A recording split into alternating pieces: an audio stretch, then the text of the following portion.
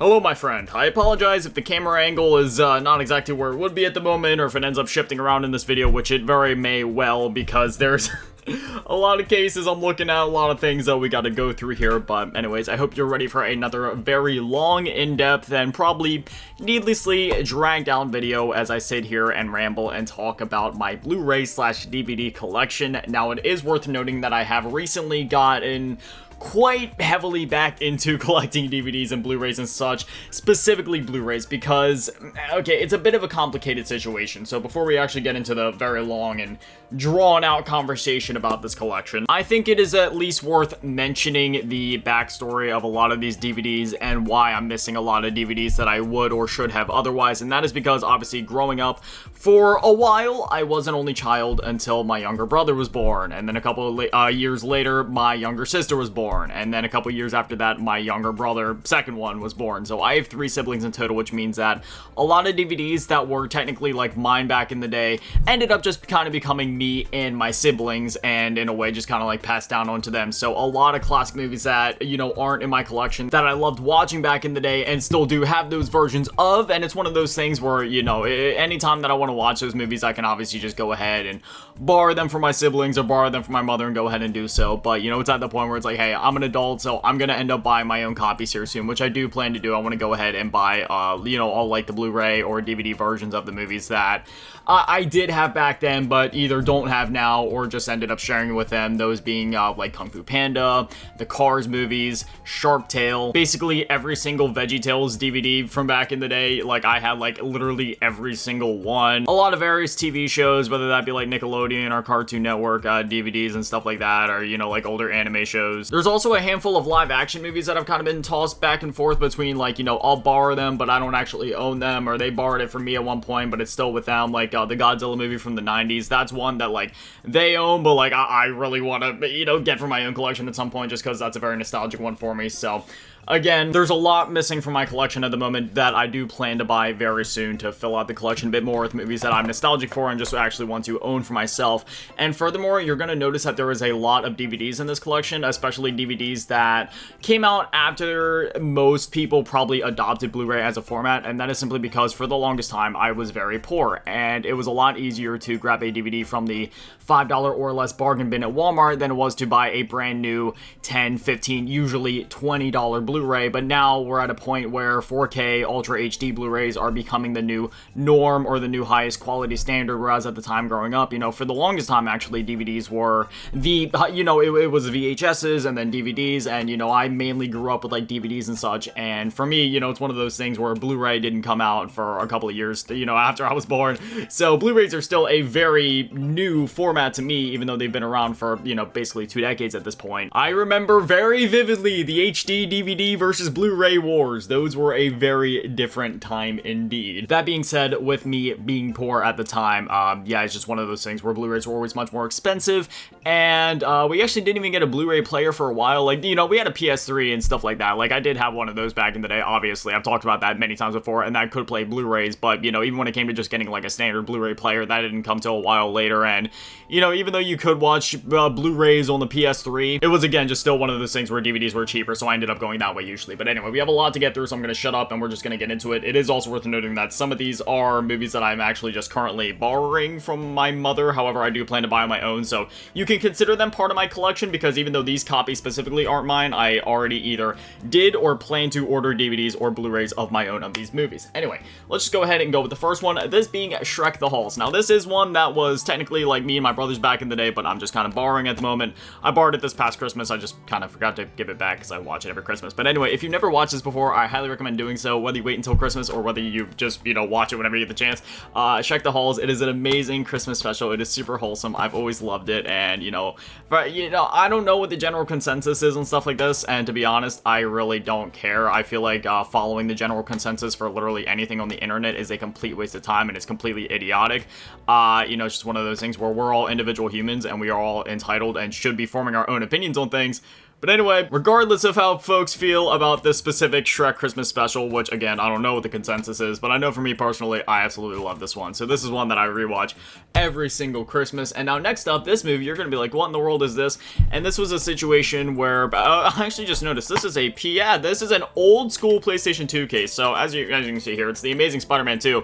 But you know, it's one of the older cases, or one of the original cases, because there's two kinds of PS2 cases. You have the original ones with the memory card holder, and then you have the ones that they released later where it just has the PlayStation logo at the top and not the memory card holder. Those came out around the mid to late-ish, more around the midpoint of the 2000s, around the time of the PS3 releasing. But anyway, the story behind this is when I used to see my father, he bought the Blu-ray plus DVD plus digital version of the Amazing Spider-Man 2, which you'll see that on a lot of these Blu-rays. Like if I go ahead and just grab, yeah, like this, for example, Logan right here, as you can see at the top, it says Blu-ray plus DVD plus digital HD. So there was a couple of times where he'd send the DVD home with me and my brother so we could still watch the movie without having to buy it for a second time. But anyway, the Amazing Spider-Man 2, I never understood the hate for the Amazing Spider-Man movies. I remember going and seeing both of them in theaters, and man, the Amazing Spider-Man I absolutely love Andrew Garfield as Spider-Man. Now, that being said, I did grow up with the original Spider-Man movies. I can vividly remember all of them releasing, so, you know, I have the most nostalgia for the Tobey Maguire ones, which you already saw in the thumbnail, and which we'll be getting to later on. But that being said, I still do have some nostalgia for those Andrew Garfield movies, despite them not being as old. And honestly, I don't have like a favorite. I mean, if I had to pick a definitive favorite Spider-Man, I'd probably just have to go Tobey Maguire, just between the nostalgia and just how great those movies are as pieces of cinema. But that being said, I still thought the Amazing Spider-Man and the new Tom Holland movies are great. There's not a single Spider-Man movie that I dislike. I love all of them. And now that I already showed it off, I might as well go ahead and talk about it. And this is Logan. This is easily one of my favorite, you know, not just like Wolverine movies, because we did have a couple solo ones. We had this one, Logan, and then Wolverine in 2013, which was a very... No, it's not just a very underrated movie, but I feel like it's just simply forgotten nowadays. Like, barely anybody talks about it, but I thought that one was great. And then X-Men Origins Wolverine, I know a lot of people meme on that one, but that's another movie that I actually genuinely enjoy and also have some nostalgia for. So there's that. Say what you will about their interpretation of Deadpool in that movie, but regardless, I've always really enjoyed X-Men Origins Wolverine and Logan. I remember when this movie released in 2017, I went and saw it in theaters, and I cried. You know, by the time that the ending rolled, obviously with multiverse stuff and with Deadpool and Wolverine out, you know, there's always different ways you can shift with the timeline or go back in time at this, that, or that, but it's one of those things where this is like, oh man, this is like the creme de la creme of like Wolverine movies. You know, it's just one of those things where I don't even know what to say about it, just because, you know, when a video game or a movie or music or what have you is just such a masterpiece and just such a wonderful piece of art that you don't even know what to say about it. You're just dumbfounded just thinking of the words to say about it. That's how I feel about Logan. If you somehow haven't watched this movie almost a decade...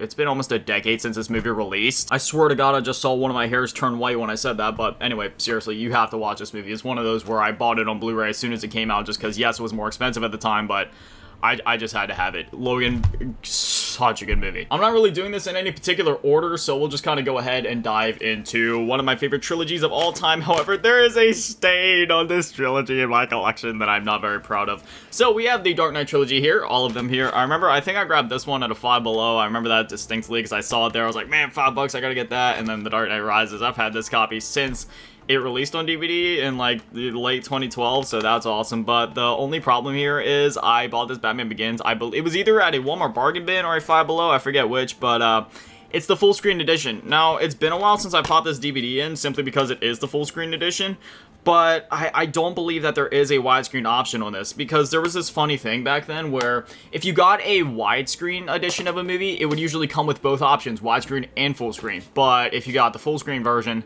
it was just full screen, and that was just that. And there's another movie in my collection that I'm really sad of that also faced the same fate, which... Oh, we'll get to that when we get to that, because that's another one that hurts. But yeah, the Dark Knight trilogy right here, there's no point in really talking about it, because like, everything that has been said about these movies, like, everything that could be said has already been said. All three of them are masterpieces. Some people are indifferent towards the Dark Knight Rises. Me personally, I love the Dark Knight Rises. I remember when that one, I remember how hyped I was for this. Coming off the tails of Batman Begins and the Dark Knight, I was like, how are they going to conclude this trilogy? What's the third movie going to be like? And for me personally, it did not disappoint. I have always absolutely loved The Dark Knight Rises. I thought Bane was great. Now, see, I was one of those kids that kind of grew up with, like, Batman and Robin. So at first when I saw Bane, I was like, why isn't he all jacked up? Why isn't he all strong? And that also comes from the fact that I used to watch, like, the animated show back in the day. The one with Kevin Conroy and Mark Hamill, of course. And, you know, between, like, those cartoon adaptations or, you know, I also read a lot of comics, Bane was always just, you know, real jacked up and strong. So at first I was kind of confused, but then it was one of those things where it kind of dawned on me over time. They're like, oh, yeah. Obviously, these movies were going more of a what if Batman actually happened in real life sort of situation, and obviously in real life, unless they're taking a lot of steroids, they wouldn't actually be that size, so, you know, it made sense. But regardless, yeah, I love all three of these movies. They're all absolutely fantastic, and like I said, it's a really unique spin or take on Batman to where it's just like, what if Batman was in our world, and, you know, like, this is as realistic as it could get while still being faithful enough to Batman as a character. Another one of those situations where I can definitely say, if you somehow haven't seen the Batman, the Dark Knight trilogy, then I highly recommend doing so, as well as some, just a lot of, I feel like it's worth it for any Batman fan to watch every Batman movie, just so then you can kind of see where this character has been between the highs and the quote-unquote lows. Some people call things like Batman Forever, or especially Batman and Robin, a low. For me personally, I've never seen it as a low. For me, you know, I've talked about this time and time before where I am really against the idea of harshly criticizing art just for the sake of being negative or just, you know, for raking in clicks and stuff like that. Like, constructive criticism and being like, hey, maybe this or this could be adjusted is one thing, but just blatantly hating on things to an extreme point over a piece of art is not only disrespectful to the people that created it, but also to the fans of that stuff. Like, if you don't like something, it's okay. Just give your constructive criticism, back off, and relax. It's as simple as that.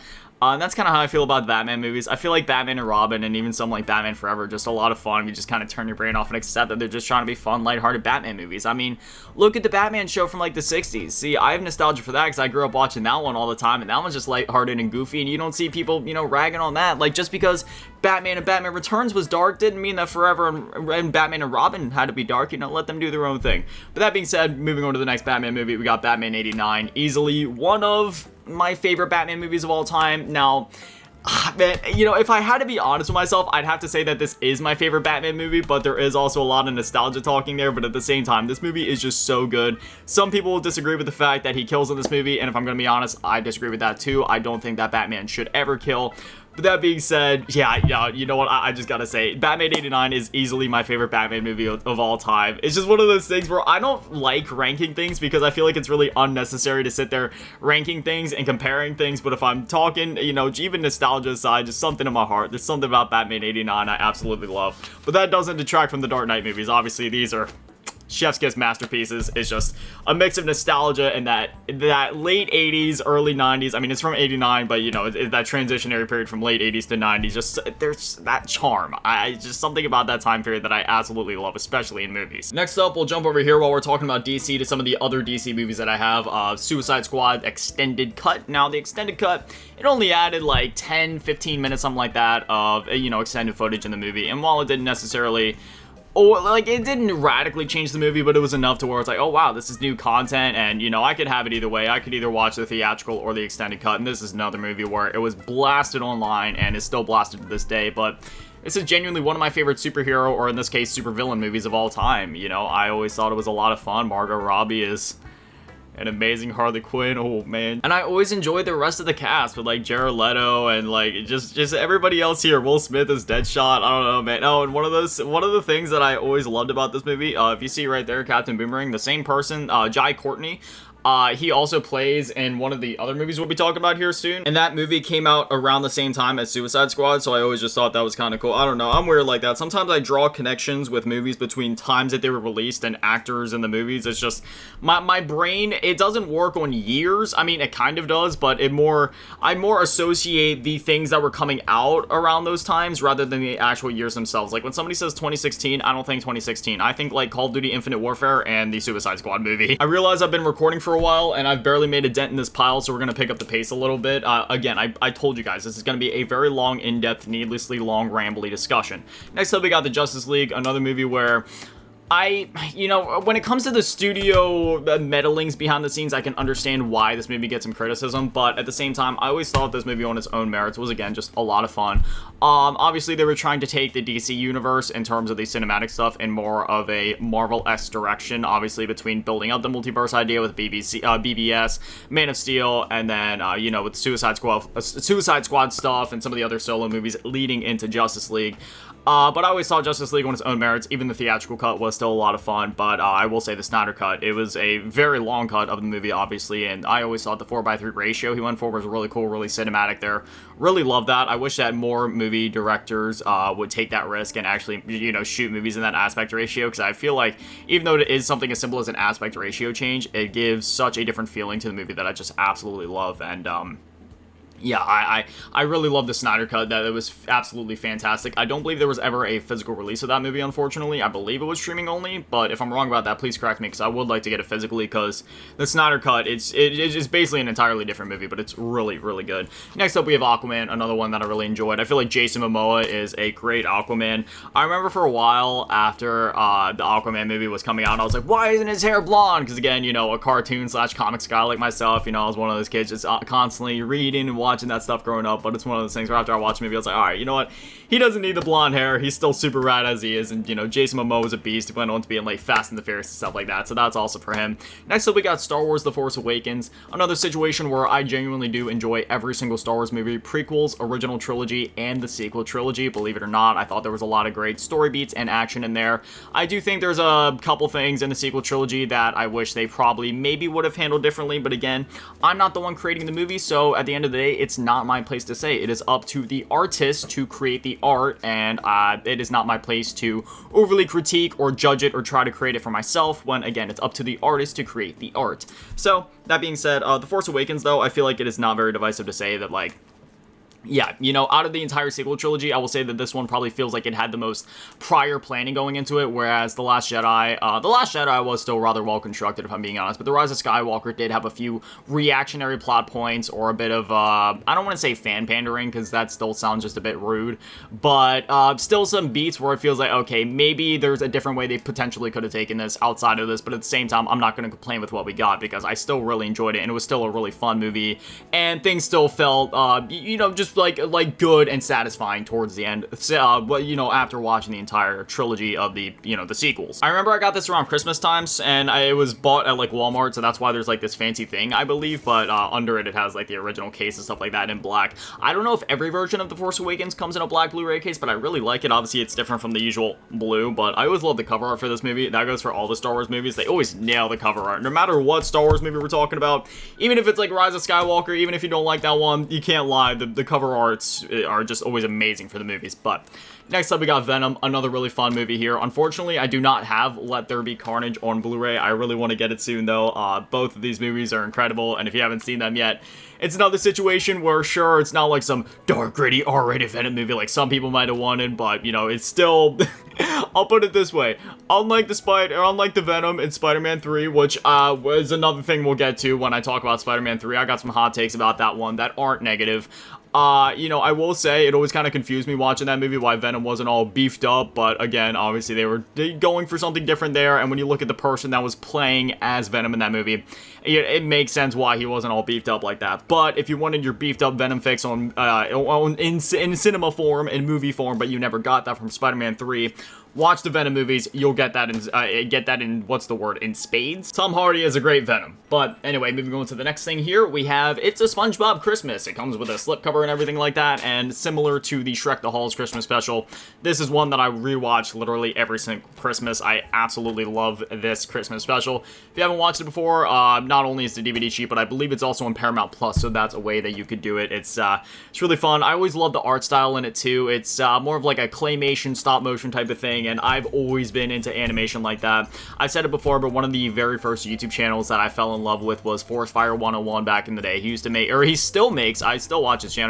from time to time. I won't lie, I don't watch it as consistently as I used to, unfortunately, but from time to time when I get those nostalgia lingerings, I'm like, oh, hey, what has he made recently? And then I go in, and I do end up watching everything that he's made, you know, just kind of binging it all in one session, but, yeah, you know, he makes, like, these stop-motion Lego videos, and he's been doing it for, like, almost 2 decades at this point, which, it's still insane insane to say that next year YouTube is going to be 20 years old, because I can remember when this platform was first created, when it was first, you know, when the first big videos were coming out, when the site was growing, and it was a whole different time. But anyway, next up, we got the Mario Bros. Mix. Now, if you know what this is, you know what this is, okay? It's the Mario cartoon. I don't care what anybody says. It is fantastic. I love it. A lot of nostalgia for this one, and it is just... it's so good. And look, it's got like the Super Mario Bros. Super Show, the Adventures of Super Mario Bros. 3, and Super Mario World. Like, how could you not love this? Actually, now that I'm holding it again, I think I might have to go back and watch this later. You know, the approximate running time on this is like 80 minutes, it says, for all the episodes. It's been a couple years since I've watched this, I'm not even gonna lie, so... yeah, I think I'm gonna have to watch that later today. Oh wow, look at that, I was actually mistaken. I thought that I already gave this back to my mother, but no, apparently not. It's the Godzilla movie I was talking about. Again, a lot of nostalgia for this one, and it's really good. Between this one and the 2014 one, I know there was a lot of positive reception towards this one. Not sure what the general consensus is on the 2014 one, but the 2014 one is one that I gotta buy, though. I always love Godzilla's design in that movie. It's real dark and big and menacing, and just, oh man, the CGI in that movie was insane. But, yeah, man, the nostalgia does ring strong with this original one. From the creators of Independence Day. Independence Day is another great one. Definitely gotta add that movie to my collection soon. Next up, we have Sausage Party. I'm not gonna keep this one on the screen for too long, because I don't know how much... if there's anything on the case that would necessarily get me in trouble with YouTube. But and the thing is, I don't even know what I could necessarily say about that movie without getting myself in trouble either. Sausage Party, if you haven't watched it, it's basically like, hey, what if Pixar... like what would happen if Pixar was in an alternate universe where they had no censors, they had no filters, and they were just told, hey, make a crazy R-rated, sometimes pushing the boundaries of an R-rated movie that just destroys any remaining innocence and childhood inside of anybody. You know what I mean? It's one of those things where you look at it, it looks like a kid's movie, you go into it with some of those innocent vibes, and then you watch it and you're like, holy crap, it's a whole different thing. That's another one I remember when it was first coming out, and I was like, oh man, just, oh my gosh, it was a whole different time, man, let me tell you. Hot dogs sliding in between the buttons, the giant food, I know, I can't even say that word on YouTube, but you know what I'm talking about. The giant food party at the end of the movie, that's what I'll say. Oh man, Sausage, I haven't watched that movie since like 2018, if I'm gonna be honest. I gotta watch that again sometime soon. Next up, we have Wanted, an absolutely sick movie. The less said about this one, the better. This is a movie all about action, brutality, and just straight up action thriller stuff. You know what I mean? Like, people are like curving bullets, you know, they do that thing where like they, you know, bring up their wrist and they shoot it and the bullets curve and go around walls. It is an absolutely insane movie. It's got James McAvoy, Angelina Jolie, and Morgan Freeman, the GOAT, in this movie. And yeah, this movie is so good. I really want to get it on Blu-ray at some point just to kind of get in the highest definition possible. But I'll never forget picking this one up on a whim at Walmart for like $5 because I had heard great things about it. And this was back in sometime in the early 2010s. That's all I remember. All I remember is I picked it up at a Walmart, and I picked it up on a whim, so I was like, you know, I recognize the actors in it, heard great things about the movie, and yeah, I was not disappointed. It is such an amazing movie. Oh, and the theme song for that movie. It is so good. That guitar riff, it's so crunchy, but it's simple, it's crunchy, but it's catchy, and it's just, oh, it's so good. Next up, we have I Am Legend, another movie that I've always loved, but it always makes me cry, man. See, I'm trying to be careful with what I spoil about these movies, because I don't know who has and who hasn't watched these movies, and obviously I want to take account of that, just in case, because, you know, it's like for me with, like, video games, or, you know, even movies, obviously, where it's like, hey, maybe there's certain games or movies you haven't gotten to play or watch yet, and you don't want to necessarily have it spoiled for you, so that's why I'm trying to be careful with what I say and how in-depth I go about these things. I'm trying to give you guys just enough, just in case you guys haven't watched these movies before, just so then you can kind of go into it and have a brief idea of what to expect, but still have all of it be fresh and a surprise to you. But that being said, I Am Legend, post-apocalyptic, I can't even say that word. It's one of those things where I've been recording for almost 30 minutes already, and we got a far way to go through the stack, so I really gotta hurry things up even more here, so sorry, I'll stop dragging things out. But anyway, post-apocalyptic, Will Smith movie, really great. His best friend is a dog, and I'm just gonna leave it at that. That movie is so good. That ending too, it always just hits right in the feels. There's actually two endings for that movie. There was the main one and then the alternate one. Some people have their favorite as to which one they prefer, and honestly, I feel like both work in their own ways. Just, a great movie all in all. Really underrated and overlooked nowadays, I feel like. Next up, we got The Hunger Games. If you were alive during the early 2010s, you already know, like, everything you'd ever need to know about this movie. Between the books and the movies, like, everybody was obsessed with The Hunger Games and the subsequent sequels that came out, so I don't even need to talk about this one. The Hunger Games, though, it's obviously an absolutely fantastic movie, and if you haven't watched those before, I definitely recommend reading the books as well as watching the movies, because they're both absolutely fantastic and worth the time. Next up, we have 8 Mile, a classic movie where I feel like nowadays, the younger generation probably hasn't actually seen this movie, just because at this point it is over 2 decades old. But back in my day, when it came to like music movies and like hip-hop and stuff like that, like, yeah, this was like the rap movie. And then Straight Outta Compton came out, which was also an amazing movie, by the way. That's another one that I need to get in my collection at some point, just because, for those that don't know, some of my favorite genres of music are mainly like rock, metal, and like old school rap, anything from like the early 2000s back to the 80s with like NWA and stuff like that. So yeah, you know, just movies like this and like 8 Mile and Straight Outta Compton and stuff really do kind of call to some of my favorite genres of music.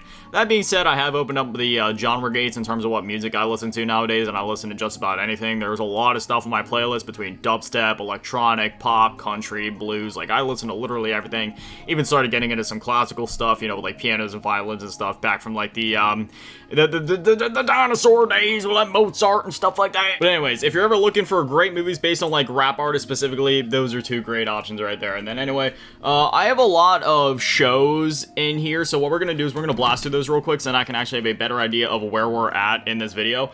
So first up, the iCarly collection. This doesn't come with like every thing, obviously. It's just like 3 DVDs. It has I Fight Shelby Marks, I Date a Bad Boy, I Look Alike, iCarly Awards, I Save Your Life, I Quit iCarly, I Think They Kissed, I Twins, I Move Out, I Space Out, I Was a Pageant Girl, I Am Rage Gibby, I Fix a Pop Star, I Won't Cancel the Show, I Believe in Bigfoot. Those are all the episodes on this collection.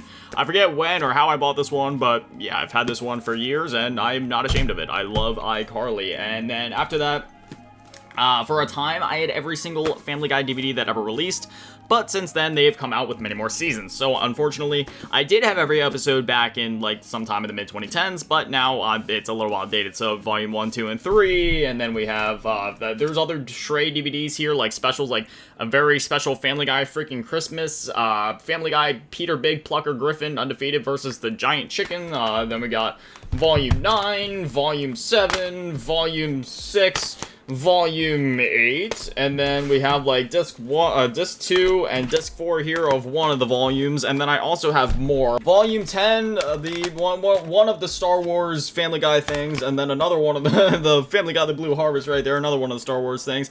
Family Guy Stewie Griffin The Untold Story, another Volume 4 3 disc set thing. This one is for Volume 5, yeah, right here, we got all of these right here. Then we have Volume 11, and I believe that is all the Family Guy stuff. So again, it was every episode at one point, but unfortunately, that is now outdated, and I will have to catch up on all of the Family Guy DVDs here soon. The DVDs are really stacking up. Alright, so we made some good progress by knocking out all the Family Guy stuff and some of the TV stuff, but we're still kind of running a little long on the time here, so gonna keep moving things forward. It's one of those things where I could sit here and I could talk about this stuff for hours, but you guys have lives to live, so I don't want to suck up all your time. I'm trying to keep this within like a 45-minute video range, right? Preferably, I'd like to go on for 2 hours and talk about each one of these movies in depth, but I also want to respect the viewer's time. So, anyway, next up we got Pirates of the Caribbean, Dead Men Tell No Tales. Always love Pirates of the Caribbean. Obviously, grew up with the original trilogy, and then a couple years after that, they went on to release the 4th and 5th ones and stuff like that, but I remember the 4th one and the 5th one especially took a lot longer to come out, whereas the original trilogy came out, you know, a lot closer in terms of time, so I have a lot of nostalgia just binging all of those. So great movie there. The original Fast and the Furious, what can I say about this? I've always low-key been into like street racing and street cars and stuff like that, and the Fast and the Furious, the first one is still like the definitive F&F movie for me. Tokyo Drift and the second one were also great in their own ways, but there's just something about that original one that just really captures the essence of street racing and stuff like that. Next up we got BBS Dawn of Justice Ultimate Edition. This is also the extended cut, the one that comes with instead of the PG-13 theatrical version, which is included on this disc. The extended R-rated version is on there and adds a lot of substantial content, which is definitely worth watching. Again, it's similar to the Suicide Squad, where I feel like there's merit in watching either the theatrical or the extended cut, but both are, you know, great in their own ways, and especially with that extended cut, fleshing things out just a bit further and being able to push the bar in terms of what they could include, since it was an R-rated release of the movie. Next up, we have The Incredible Hulk featuring Edward Norton before The Incredible Hulk became the current actor that it has been ever since, well, after this movie came out, right? You know, this was supposed to be tied in with the MCU. You even had an Iron Man RDJ cameo at the end credit scene, or the after post-credit scene, rather, and yeah, obviously this Hulk, or this actor playing Hulk, never ended up showing up again in the MCU, and this basically ended up being the only Hulk movie in the current MCU canon, which is really a shame, because I always felt like that was a lot of missed potential there, especially with how much CGI is improved and just that tech is improved and how big budgets can be nowadays. But yeah, that's another movie where I don't necessarily know the general consensus of it, but I've always really loved that movie, and I thought the final battle with Abomination was just so freaking cool back in the day. Next up, this was a movie I was talking about earlier where I said there's another movie in my collection that is a full screen only edition, and it makes me really sad because it's one of my favorites of all time. That being Star Wars Episode 3 Revenge of the Sith, easily one of, if not my favorite Star Wars movie. Again, I don't like to pick favorites and things, but if I absolutely had to, gun to my head, Star Wars Revenge of the Sith would probably be my favorite Star Wars movie, and, you know, just a lot of emotion there building up between if you watch the original trilogy or not, even just watching the prequel trilogy on its own merits and watching that growth of Anakin from a child into a Padawan into turning into Darth Vader in this movie when he turns to the dark side. It's just genuinely so sad, and I rewatched all the Star Wars movies earlier this year, and I still cried watching Revenge of the Sith just because it's genuinely so sad seeing him fall to the dark side like that. But yeah, Revenge of the Sith, it's unfortunate that I only had the full screen edition. When I watched it, I did watch it through Disney Plus just because I'm sorry, I'm not watching it full screen, so I have to get a full Blu-ray set for the Star Wars movies at some point because they are some of my favorite movies of all time. Next up, we got Jurassic Park. Every time that I watch this movie now, I swear this is one of those things where, you know, growing up with like Vine and stuff like that, some of those, there's just something different about Vine memes where nowadays when you have TikTok memes, they just come and go, right? Like within a week, they're gone. Vine memes, they stick with you forever. Like, these nuts, got he. And then other ones like, what are those? And I remember somebody made a like meme or whatever of the Jurassic Park theme, so you know how it goes like, dun, dun, dun, dun, dun, dun, dun, dun. Yes, I remember somebody made a thing where it's like, what are those? It's just forever. I never even thought the what are those meme was funny, but the one where it said like, but the meme that I watched where it was the theme and it like panned to the dinosaur as that theme was playing, I'm sorry, that was actually funny. So now every time I think of Jurassic Park, that low-key subconsciously comes into my realm of thought when looking at the movie or thinking about it. But Jurassic Park, insane CGI for the time, and still one of, if not my favorite dinosaur movies to this day. It's so good. I also have another Jurassic Park movie here, so we're gonna go ahead and find that and cover that while we're talking about it. That being the Lost World Jurassic Park. I am missing one of the ones from the original trilogy, which is unfortunate because I love that entire original Jurassic Park trilogy, and I also want to get the new ones because the new Jurassic World movies were absolutely fantastic. Again, it's just one of those situations where complicated things have happened over the years, whether that be splitting away from certain family members or sharing movies with my other family that I actually still talk to, or just, you know, one thing or another, whatever's happened. I just lost some of the movies that I used to have, so I'm still building up the collection here, so I still need to finish buying not only the original trilogy of Jurassic Park movies, but also buying the new Jurassic World movies, because again, I've already seen them and they're absolutely fantastic. Next up, we got the first and second seasons of SpongeBob on DVD. This is another one where I want to buy all of the seasons of SpongeBob at some point on DVD, just haven't gotten around to do it yet. Next up, we got the Chronicles of Narnia, The Voyage of the Dawn Treader. Always loved the Chronicles of Narnia movies growing up. Specifically, I remember I watched The Lion, the Witch, and the Wardrobe probably the most, and then Prince Caspian came out a few years later, and I watched that like crazy. Probably watched that second most to The Lion, the Witch, and the Wardrobe, but I always just had a very strong fondness for Prince Caspian because of how much insane action was in that movie. Like, that movie was action-packed. It was so good.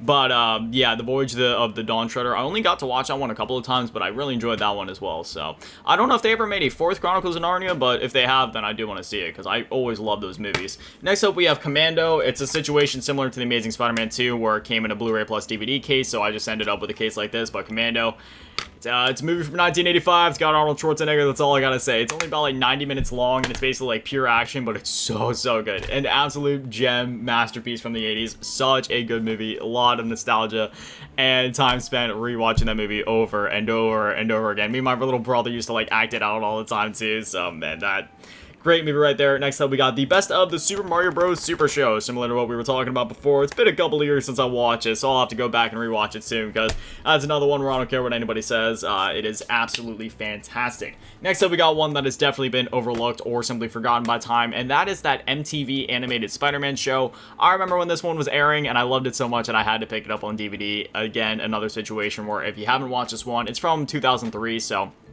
do your research, go give it a watch. Unfortunately, it only had like 2 seasons or whatever, but you know, it's still very, or no, I'm sorry, not even 2 seasons, it only had 1 season, but I was thinking of the Spectacular Spider-Man. Spectacular Spider-Man got 2 seasons, this one only got 1 season, but for what it was, for it only being 1 season, it was very, very good, and a very mature take on Spider-Man, if I do say so myself. There was even like cussing and stuff like that in this show, which, if you've seen the movies, cussing in a Spider-Man thing isn't too surprising, but in a Spider-Man TV show, even to this day, that isn't quite common, especially in more of like an animated cartoon setting like this, so definitely give it a watch. It's a bit darker, but it's really, really good. I remember picking that one up, if you guys know the grocery store Giant, because I was like, oh yeah, I remember this show, I remember watching it on TV, I love that show, so then I bought it there, and now I've owned it ever since then. Next up, we talked about The Amazing Spider-Man 2 earlier, so you already know my thoughts on The Amazing Spider-Man duology of movies, so we got that right there, The Amazing Spider-Man, the first one. Again, absolutely love those movies, and I always loved his costume design in this one, where he kind of looks like a basketball almost, like with the way his webs designed are, and like the sunglass eyes, really, really good. No, we did not get the chance to talk about Spider-Man 1, 2, and 3 yet, so we have all 3 of these on DVD. These are my original DVDs from back in the day, and thankfully all of these are widescreen special editions. I do plan to buy the Blu-ray versions of these at some point. Any of these movies that are on DVD, I do plan to buy the Blu-ray versions of at some point, regardless, even if I already own the DVDs, just so I have the highest 1080p picture quality possible. But regardless, I already kind of talked about my feelings about Spider-Man earlier, and like who my favorite is if I had to choose, and yeah, Spider-Man, the original Tobey Maguire trilogy, a lot of nostalgia there. Grew up with those. I remember when each of those were coming out, just being so excited when they were going into theaters and they finally got their home releases. Picked them up as soon as I could. Love, love, love those movies. Next up, we got Batman and Robin, another one I already talked about earlier, where I said, hey, there's no point in being negative about it, right? Just turn your brain off, have fun with it. There's no point in criticizing art. Not only is it rude to the artists and the fans of said art, but it's also just defeats the purpose of it, because at the end of the day, art, especially like an entertainment form or medium of art, such as movies, is meant to just simply be enjoyed and to have fun with and stuff like that. So yeah, Batman and Robin is one of those movies where don't go into it expecting like some dark, you know, action thriller like you would with the Dark Knight trilogy. Just go into it expecting a fun time and you'll get just that. The Godfather trilogy, a trilogy of movies where I feel like I don't really need to say anything, because everybody knows how much of a masterpiece these movies are, and I got this really nice edition signed by Francis Ford Coppola, so yeah, an amazing release of the movies, and just, you know, 3 amazing movies in general. Not to mention the love that I have for the video game adaptations of these movies, The Godfather 1 and 2, especially for that first game in terms of just sheer nostalgia. Oh man, I put so many hours into the PS2 version of that game back in the day. Such an amazing game. I wish that game could come back somehow, but with licensing, I'm sure that's a nightmare. Next up, we got the 2014 reboot of TMNT. Another situation where I absolutely love this movie and its sequel, and it's unfortunate that it couldn't continue past those first 2 movies, but I always thought they were great. And if I had to pick a favorite live action Turtles movie, unfortunately I don't have it here, but that would go to the original ones from the 90s, especially that first one, Tonight I Will Dine on Turtle Soup. Such an amazing movie right there. Absolute classic between the 4 turtles, April O'Neil, Casey, just everybody in the movie. Absolutely perfect in terms of casting, acting, script, everything. Just again, if I had to pick the definitive on-screen live-action Turtles movie, that's the one that I'm pointing to. Next up, we got The Lion King 2, Simba's Pride. It's a Disney movie. I don't need to say anything about it. We all know it's fantastic, right? Like, anything from that era of Disney, even modern Disney, you know, people will talk their crap, but I mean, come on, man. It's Disney, whether it be Disney or Pixar, which I get it. Pixar is definitely different, but I still tend to, you know, kind of like associate Pixar with Disney. Whatever people want to say about it, or whatever negativity they want to bring, it's still just at its fundamental level a well put together movie. Like, I don't feel like anybody can disagree with that. Like, whether we're talking about old school Disney stuff or new school Disney stuff, at a fundamental level, it's still well put together and well animated, and just, you know, there's still all that charm there just watching a Disney movie. And The Lion King 2, I definitely never watched that one as much as the first one, but I still always enjoyed that one regardless. Next up, Batman Dark Justice, similar to the Spider-Man show we had talked about a bit ago. This is definitely a very underrated Batman show and unfortunately didn't have that long of a run, but if you're a Batman fan, would definitely recommend checking it out, especially since it didn't air for that long, and it really is an underrated one, and is a bit of a darker take similarly on the character, which I always really appreciated. And similar to the other show, it had a bit of a different art style or animating style, which I always thought looked really cool as well. Next up, we got Dumb and Dumber 2. I mean, it's Jim Carrey, Jeff Daniels. This movie's fantastic. For those that don't know, it took him like 20 years to come out with this sequel, but it was well worth the wait. Both the first Dumb and Dumber, which I unfortunately don't own, and this one are absolutely hilarious and have made me potentially spit out my drink a couple of times. But anyway, next up we got Batman the Brave and the Bold. Another great, Batman cartoon that I feel like has unfortunately been overlooked as time has gone on, which is unfortunately happening to a lot of these older shows and cartoons where the new generation has come in. They like their Coco Melon and their brain rot on TikTok and are slowly kind of losing sight of, some of the classics right here. This one only has 4 episodes on the disc, but still just happy to have some form of the show on some kind of physical media because I always love the Batman Brave and the Bold show, as well as the video games that came out accompanying it, which were also a lot of fun, especially the DS one. I played that one the most. It was like a 2D beat 'em up. Same thing on the Wii, actually, but yeah, great game right there. Next up, we got the Lego Movie. I remember going to see this one in 2014 with my mom and my younger brother, and this is one of my favorite movies of all time. Everything is awesome. Anytime I need a confidence boost or just a bit of a pick me up to my day, that's one of the songs I'm running to. Next up, we got a bit of a dual pack. It has Training Day and Fallen on it. Training Day is one of my favorite movies of all time. King Kong ain't got like.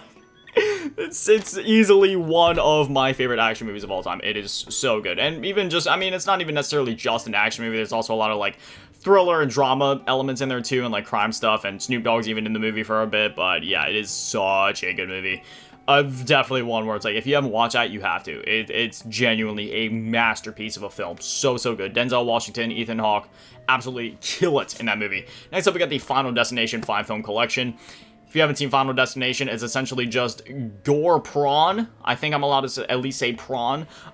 Very gory movies, a lot of death, but in a twisted way, that's kind of why I enjoy them. They're a fun time to watch, but they've also made me scared of literally everything in life. Like, when it comes to driving on the highway, if I'm behind a truck with the logs on the back, I'm going to the next lane. Next up, we got the first Resident Evil movie here, and it's actually a bit of a steelbook, so that's pretty cool. Normally, I like to just have the default Blu-ray cases, and this is a situation where even though I already own it, I am going to buy the default Blu-ray case at some point, just because that's how I am. I'm very pedantic. I like having the original, like, case and everything like that. That's just how I am.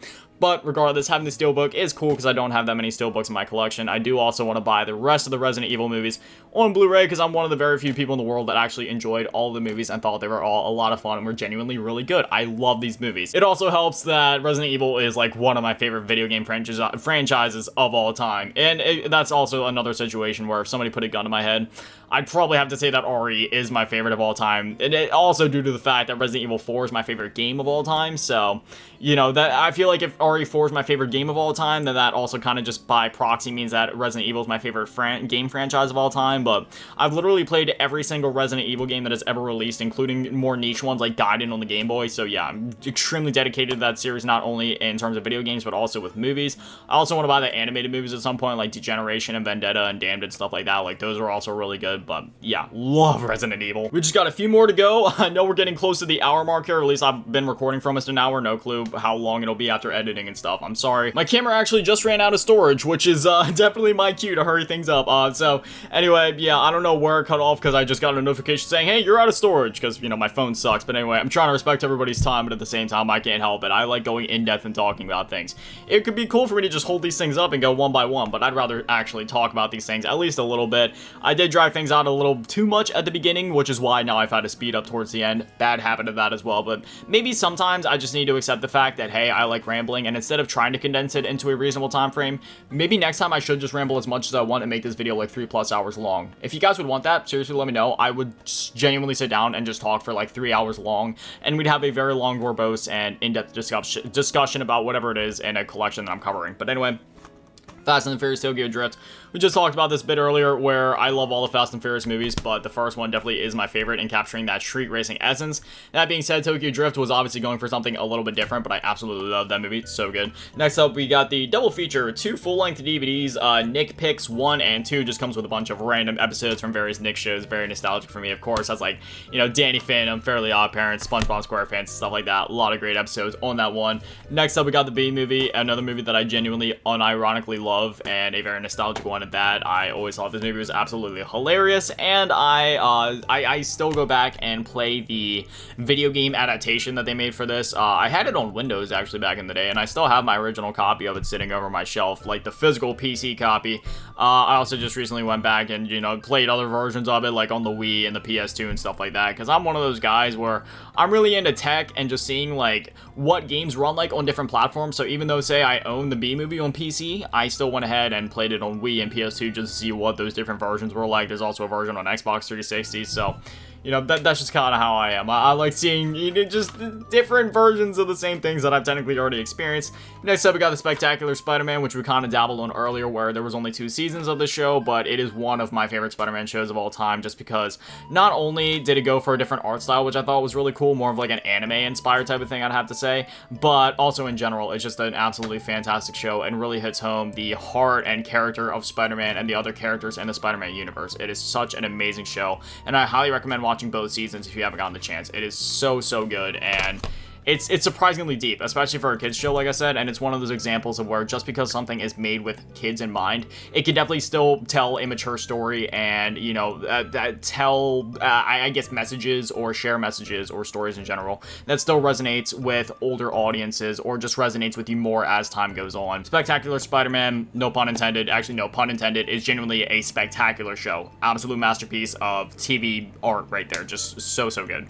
And then finally, we have Finding Nemo. This is one that I also share with my mother, so I just never got the chance to give it back, but I do plan on buying my own Blu-ray of this at some point. This has always been one of my favorite movies of all time. It is so good. Super nostalgic, of course, but it's just, even beyond all that, it's so good. But anyway, that is all of my Blu-ray / DVDs. You can't see it because it's all kind of off camera, but there's literal, like, stacks of DVDs right here. Like, it is not even funny, so again, apologies for having to speed up a bit towards the end. I was going a little fast for my liking even, but I think next time I just need to say screw it. I need to stop restraining myself in terms of time.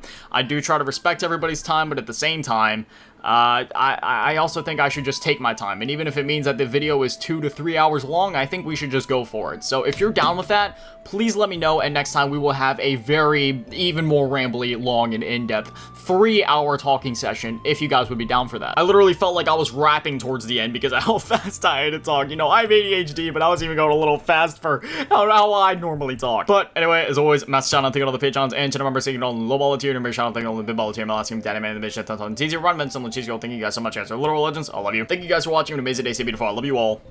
Peace.